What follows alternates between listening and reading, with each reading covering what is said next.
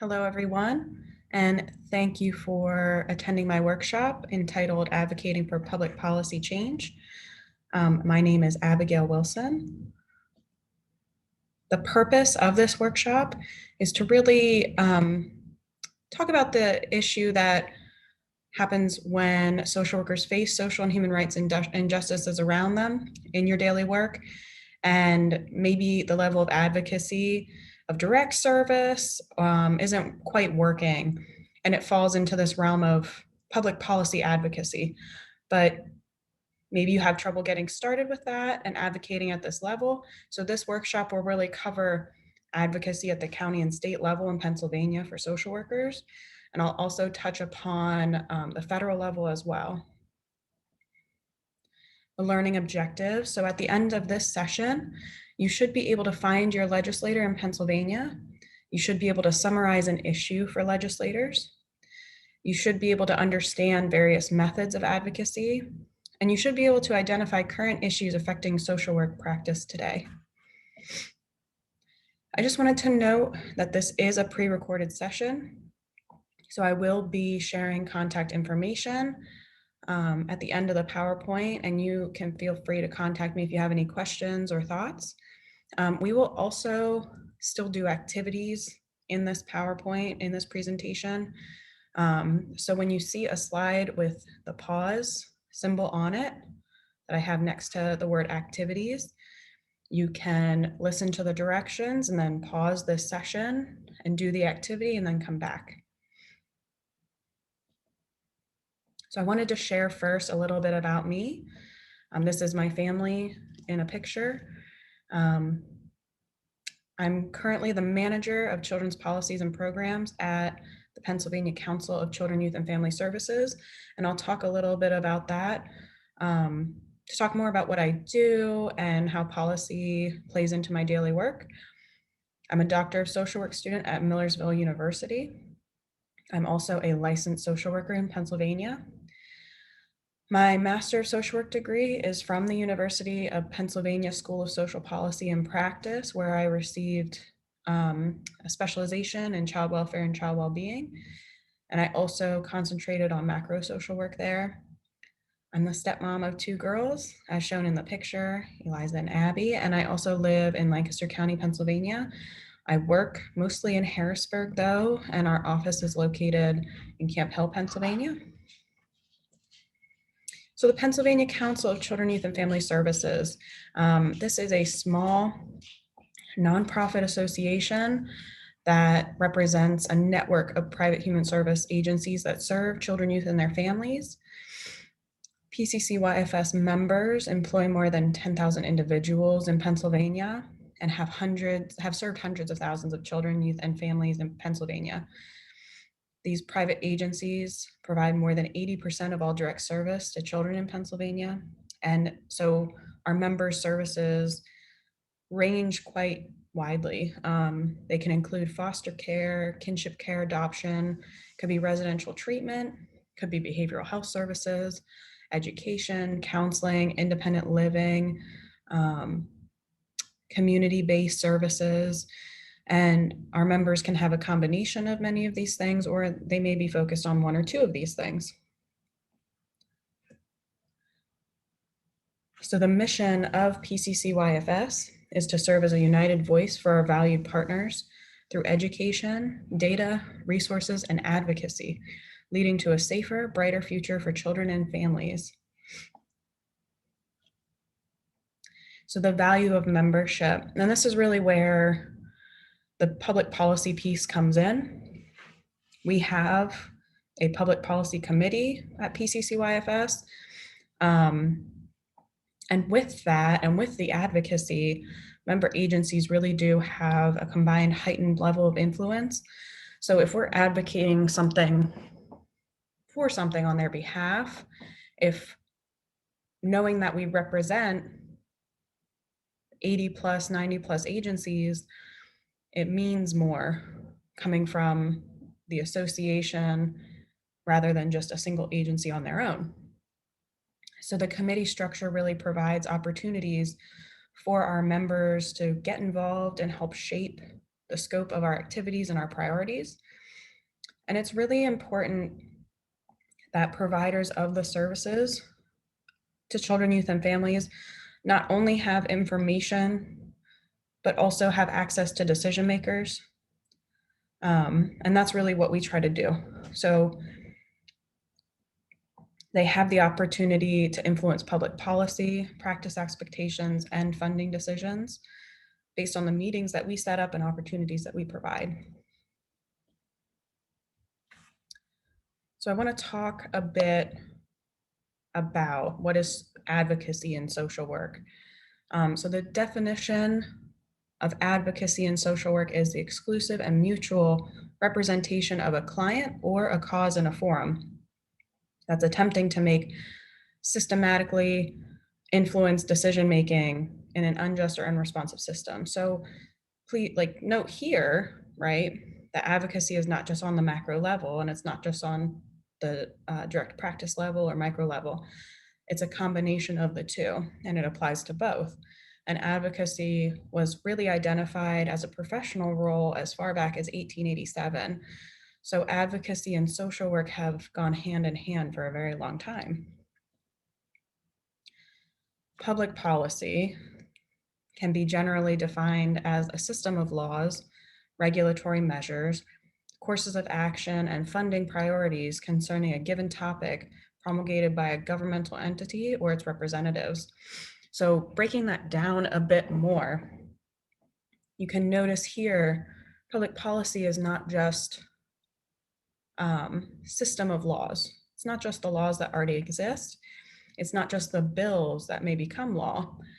It includes regulatory measures. So that could be, for example, the Department of Human Services often puts out what are called bulletins.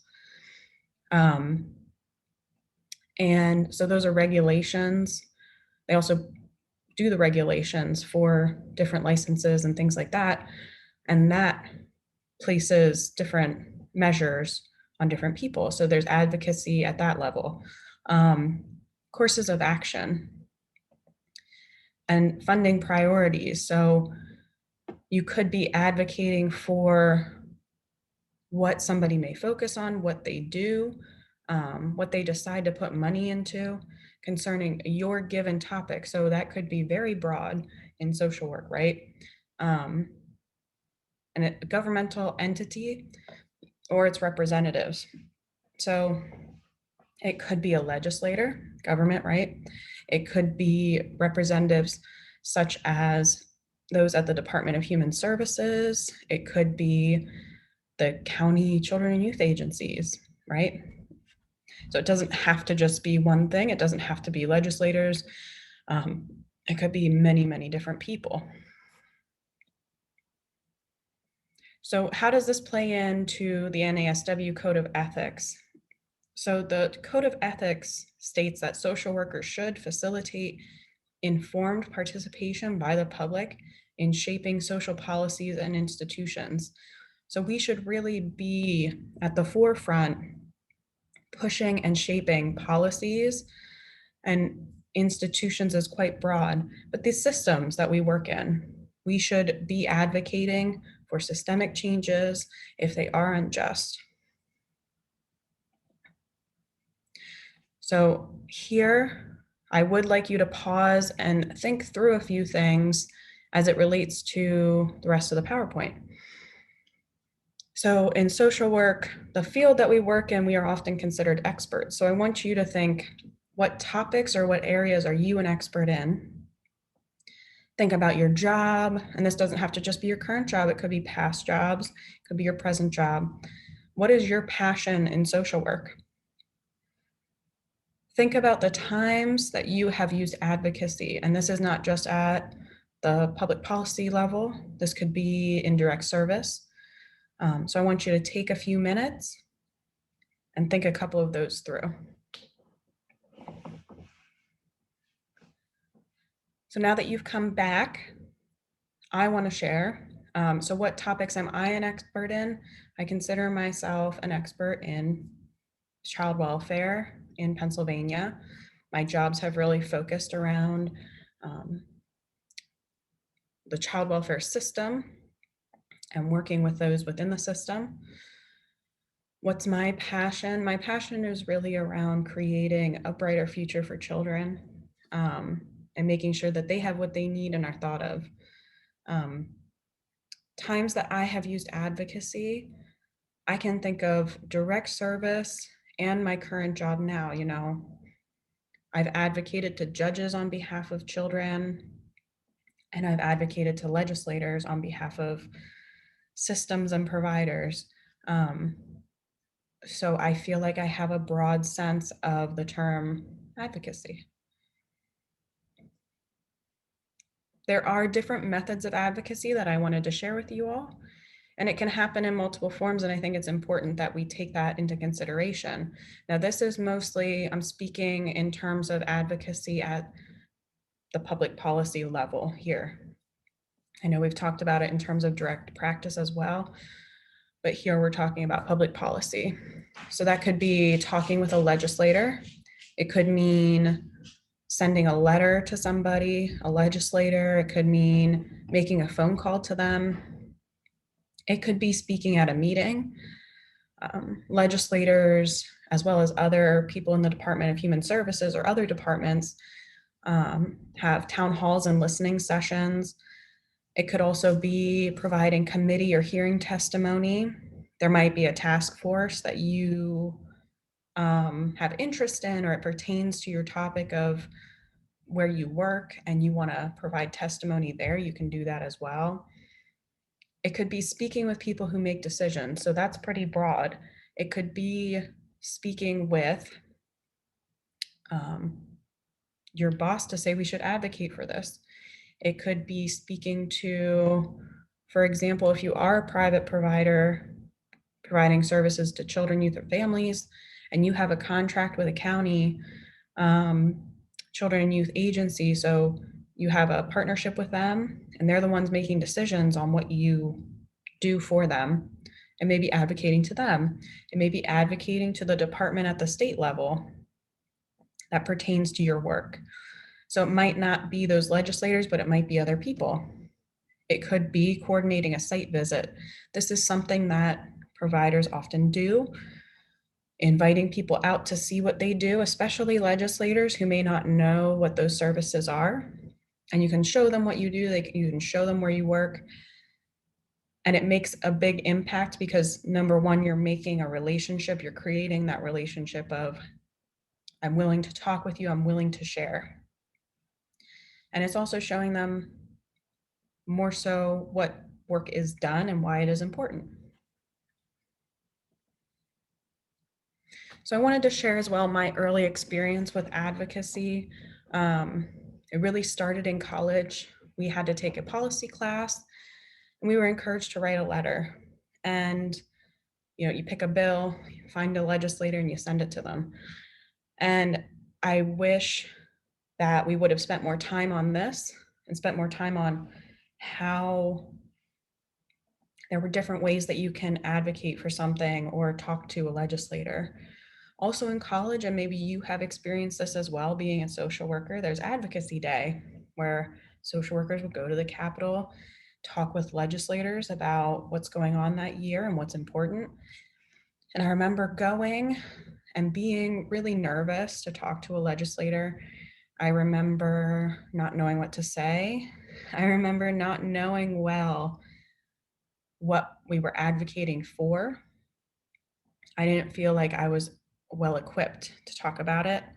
And I wish we would have practiced more. I remember going into rooms with different legislators that pertained to me at the time and hearing professors speak on our behalf. And I felt like that was a great example for us to see somebody talk so easily and so willingly to a legislator. So those were my first experiences with advocacy. And then in direct service, I remember, and I mentioned this before, the most memorable things were advocating to other people within our system. So that would have been judges, advocating to them on behalf of kids for what is best for them.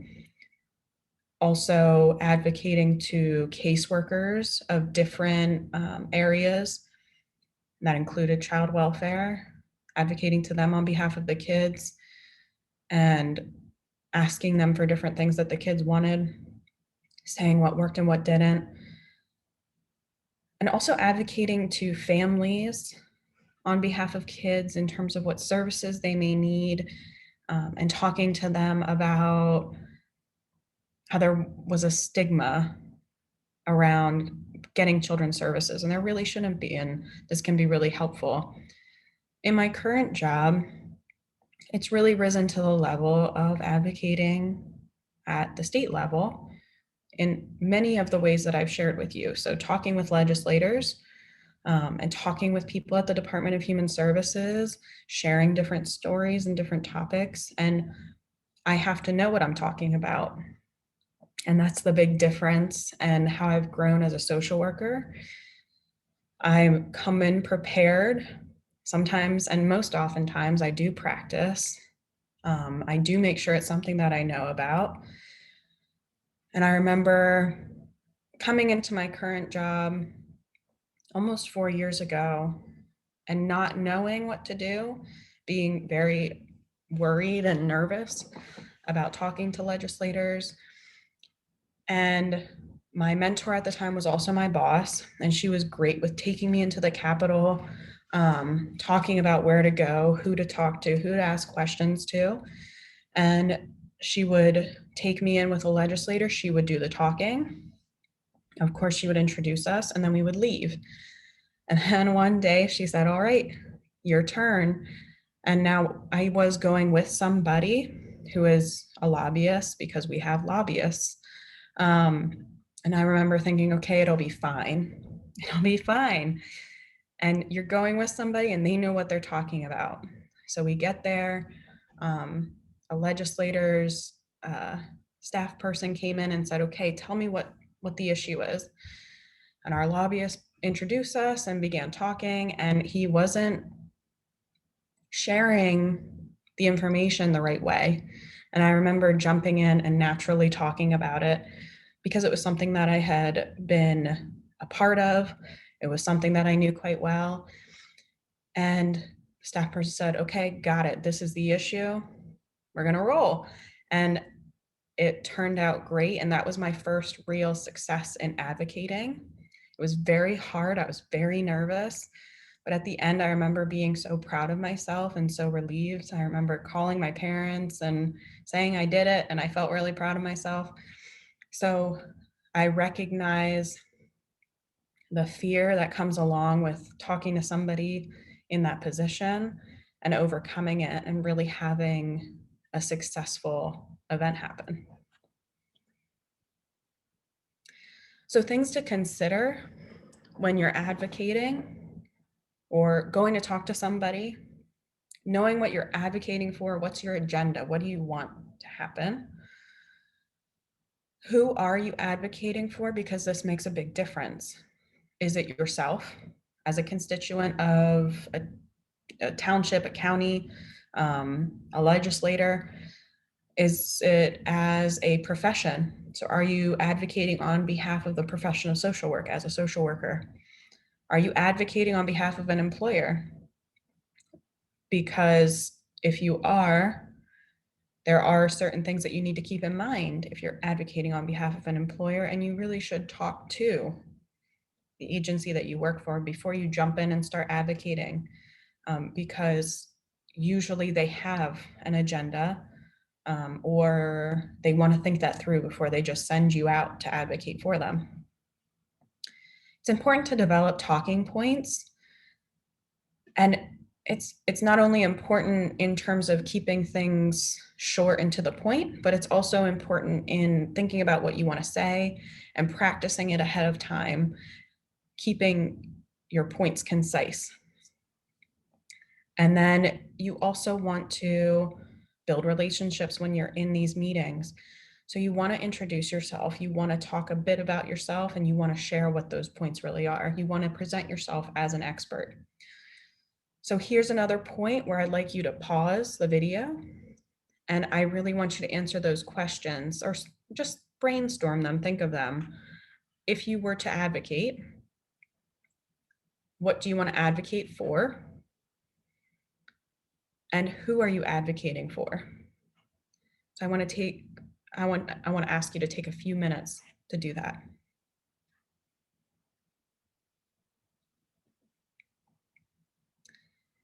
So in terms of talking about advocacy, I also want to share with you lobbying guidelines as this pertains to agencies you may work for. So this is the point I was talking about, where if you're advocating for an employer or an agency, this probably pertains to you.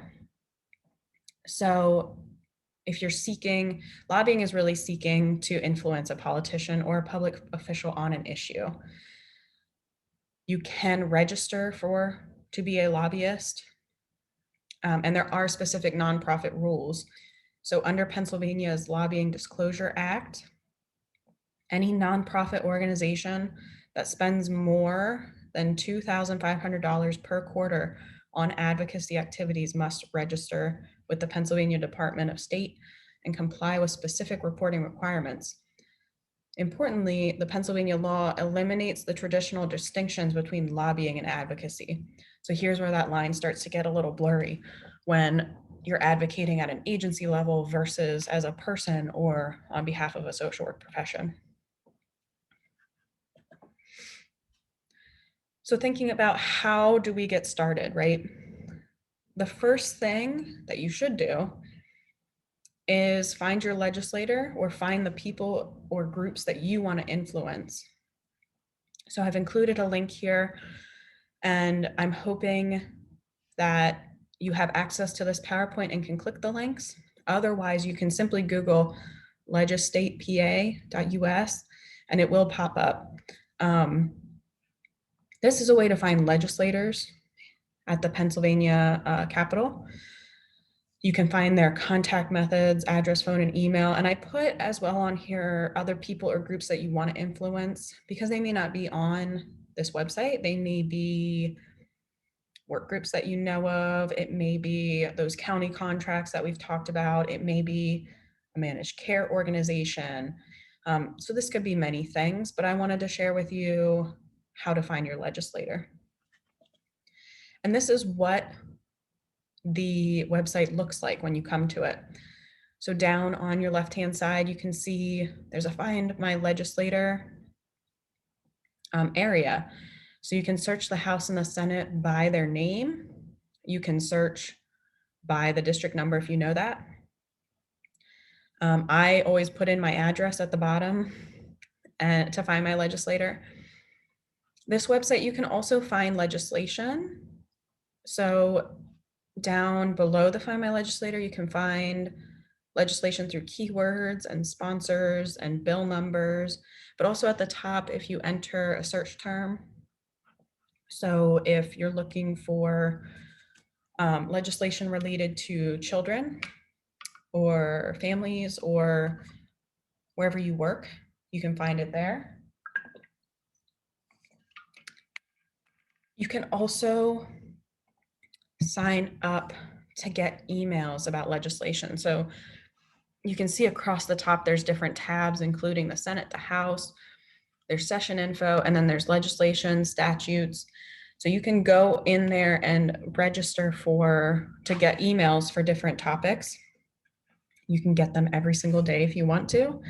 And then I'll talk about committee meetings in a few minutes.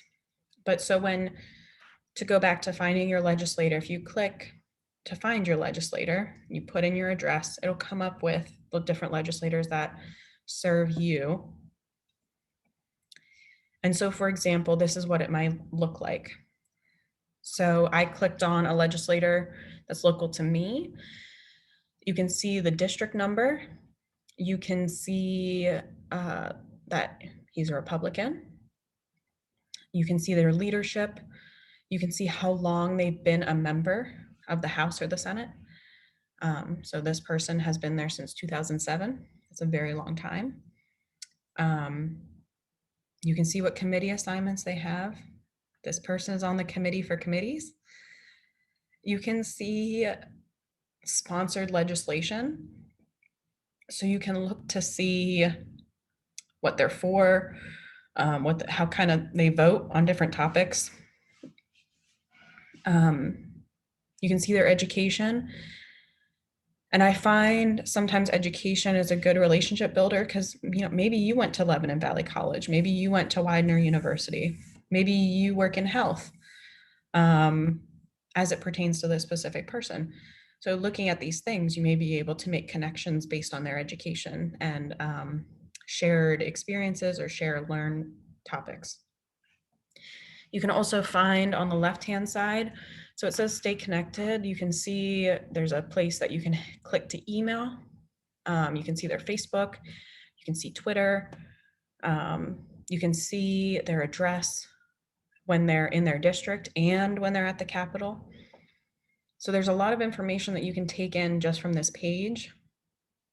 And it's very easy to simply send an email as your first attempt at advocacy and making a connection. They do pay attention. I emailed my legislator a few months ago, and they actually ended up emailing me back and saying, can this representative call you and talk to you about this topic? So just saying who I am, the issue, how it pertains to me, why it's important, they found it was important to reach out to me. And that may happen to you as well. So the committees that we saw earlier, members of the legislature have different committees that they can be on. So the House has certain committees and the Senate has certain committees, and sometimes they look the same and sometimes they're a little different. So like, for example, the House has a committee on aging and older youth, and then the Senate has aging and youth. And the House then has a separate children and youth committee, where the Senate does not. So you can kind of see the different, this is not all of them, but you can see the different ways that they look at topics. And then they often come together sometimes or pass legislation back and forth or different issues. And you can find more of these online. And it's also important to note these committees are open to the public. So you can't go in and just start, talking. These are professional meetings that you're there to listen, and you can talk to them afterwards. You can talk to them beforehand, just introduce yourself, but you can sit in on these meetings. Pre-COVID, I would go in and listen to the Children and Youth Committee, say hello to different legislators, listen to what they're saying. Now, they are live streamed, so you can watch these and see what they're talking about, and get information on what has happened during these meetings.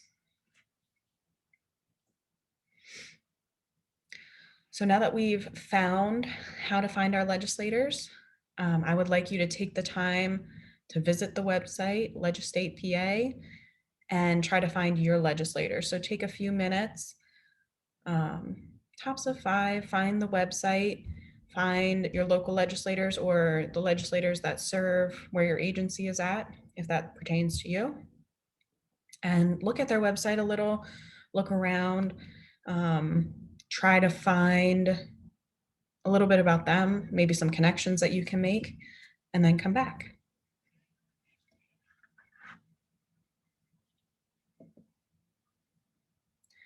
So now that we've found our legislator, the next step is creating what's called an elevator pitch.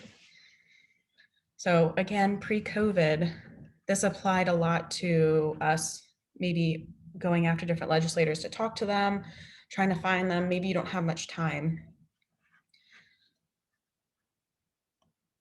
So imagine that you're at the Capitol, you're in an elevator with a legislator or somebody that you really want to talk with. You have 1 minute until the elevator door opens. What do you say? You should tell them what you do and why they should care. And this is important because Legislators often don't have a lot of time. And if you create this elevator pitch, it's a really great way of practicing sharing who you are and what you do with somebody and getting your point very succinct. The point is to really get their attention and have them asking and wanting you to tell them more. So, just for example, I would say, hi, my name is Abigail Wilson. I work for the Pennsylvania Council of Children, Youth, and Family Services, which is a membership organization of private providers that serve children, youth, and families. And we don't support this bill because it will affect this population in a negative way. Now, I didn't provide specifics, right? But it's an example and a way that you can kind of fill in. So I said who I am, what I do. I shared a bit about the organization to give some context.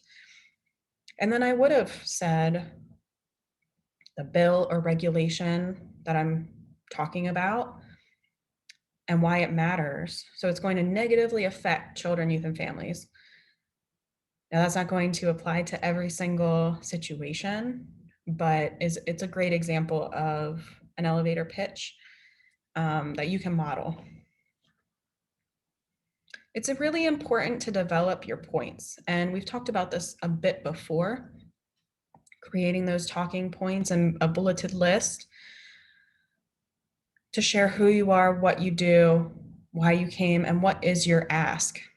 This is really important. When you go in to talk with people that make decisions, they don't want you to just talk about the issue.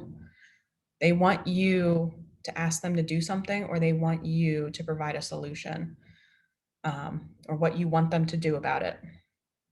So when you go in, you should have an ask prepared.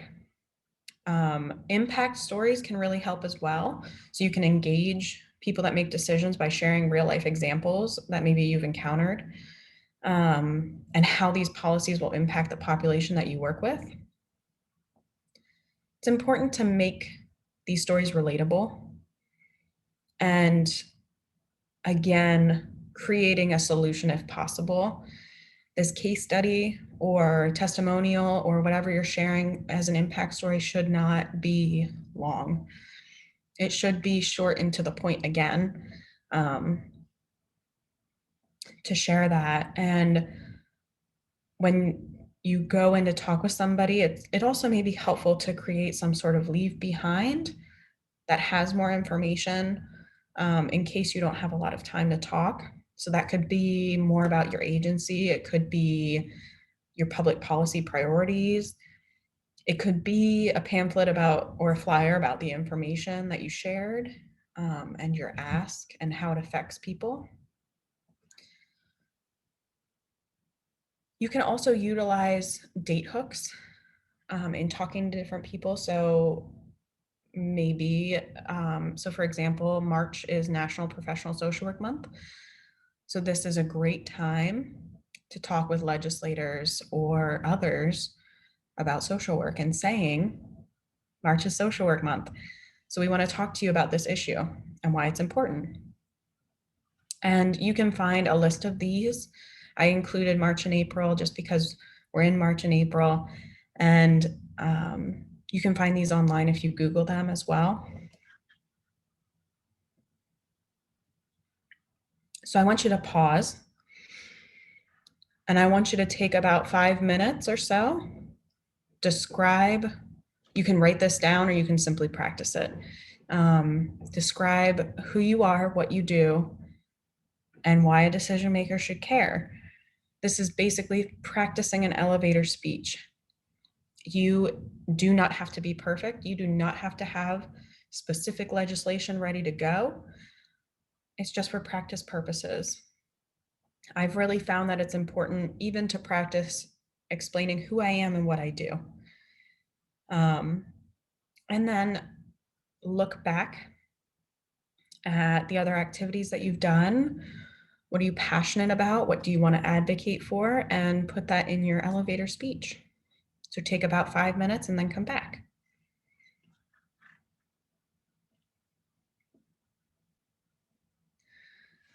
So I also wanted to touch upon the federal level, because I think that's important too, to advocate at the federal level and not just the state and county level.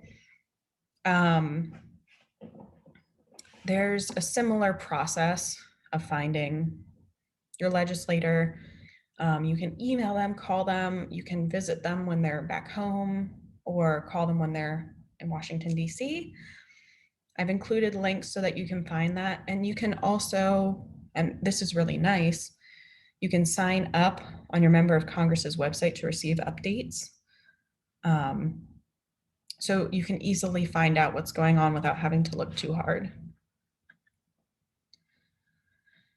Some different resources at the federal level, utilizing a website called VoteSmart. So you can find where members stand on different issues, and it's very easy to go through. You can also, and are encouraged to do your own research.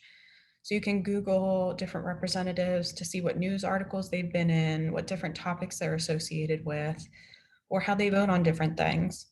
I also wanted to share, and I have the link here as well, the Alliance for Strong Families and Communities is a great resource to look at their policy advocacy and communications toolkit. Now, they do have some of their own priorities at the top, but if you get past that and go down further, it's a great resource tool at getting started and finding your legislator and talking to your legislator and creating these talking points. So I wanted to share more about my personal experience, to share how I've advocated at different levels. As a constituent of where I live, not associated with where I work, I have called local legislators. I've sent them emails as well. Voting is an important advocacy tool as well, not only at the national level, but also in those in the elections involving the state only. And it's not just for who you're voting for, but they also sometimes include questions at the bottom of the ballot that can change different processes in the state. And it's really important for you to be involved in providing that feedback in those changes. Surrounding my work experience, I've talked to you about Capitol visits, so I won't continue on that one. We have invited legislators to visit us at work. We've also invited them to different parts of the state to talk with different local agencies. So it's not just us talking to them, but also the agencies that we serve. And they've come and we talk. Sometimes it's like a luncheon. Sometimes you're just providing them with information. It's a great chance for them to ask questions too. Recently, because of COVID, we have been meeting with legislators over Zoom, and it hasn't created a problem necessarily. I think everybody's a little tired of Zoom, but everybody is understanding of the process. We've created public policy priorities utilizing our public policy committee. And it was really important for us to choose a few to not go overboard, right?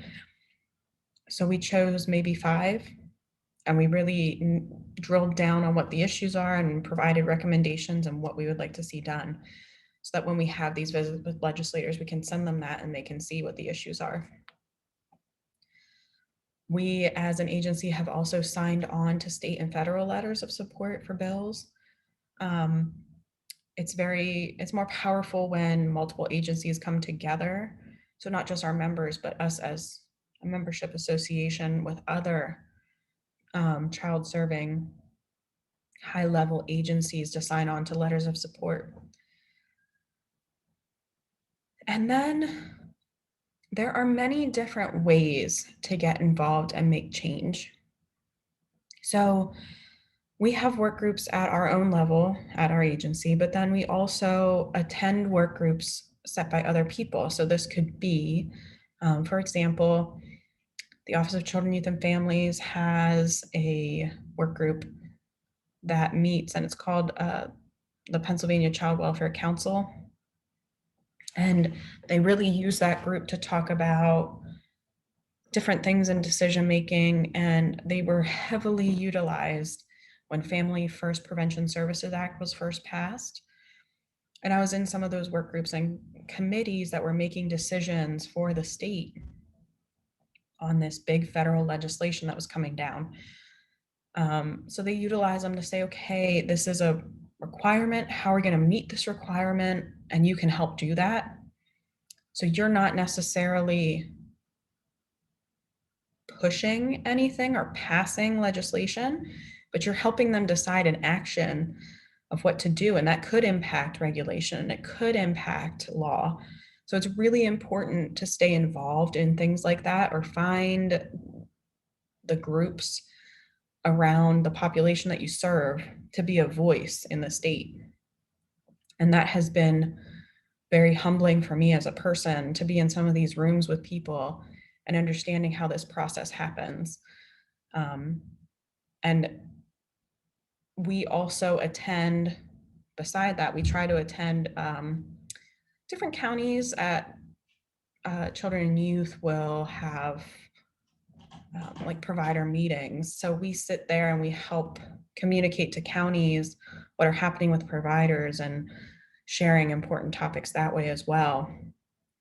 So it's really important to look for those different avenues of ways that you can advocate.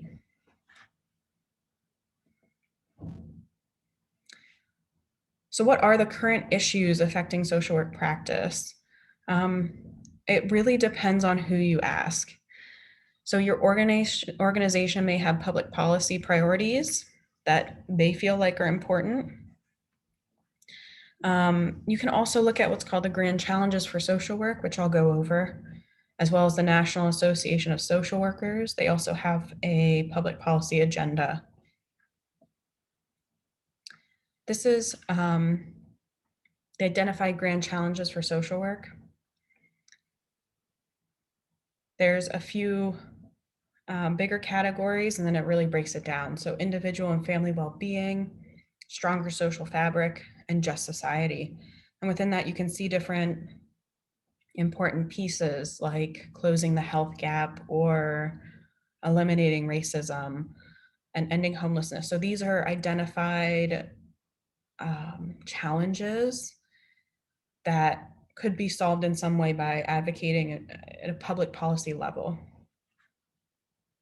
And you can see on here, maybe some of these apply to the population that you serve, and you may have an interest in them. The NASW also has a list of policy issues. So key policy issues include the Affordable Care Act integration, child welfare, and you can see the rest here, student loan forgiveness. If you go on the website, you can see the different explanations for these key policy issues, and you can also see some of the recommendations that they may have in solving it.